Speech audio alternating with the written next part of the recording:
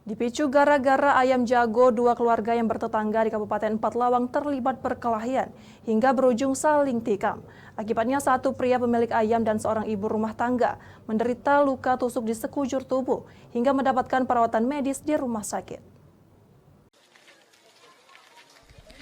Korban sekaligus pelaku penusukan atas nama Heri Haryansyah dan korban Nesti Wulandari, warga Kelurahan Jayaloka, Kecamatan Tebing Tinggi, Kabupaten Empat Lawang dilarikan ke RSUD setempat guna mendapatkan perawatan medis akibat sejumlah luka tusukan yang diderita keduanya.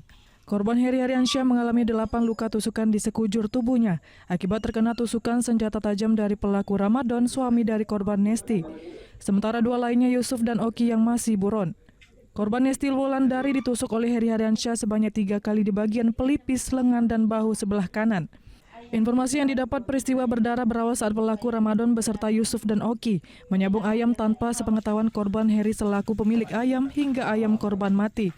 Mendapati ayamnya mati, korban Heri tersulut emosinya kemudian mendatangi para pelaku dengan senjata tajam dan langsung menikam mengenai tangan pelaku Oki.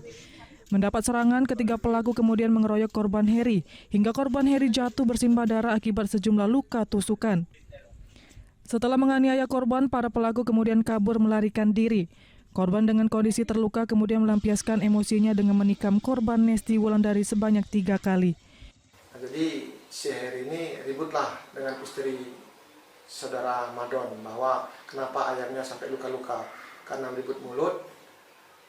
Si saudara Heri menusuklah lengan si istri Madon, saudara Nesti Wulandari.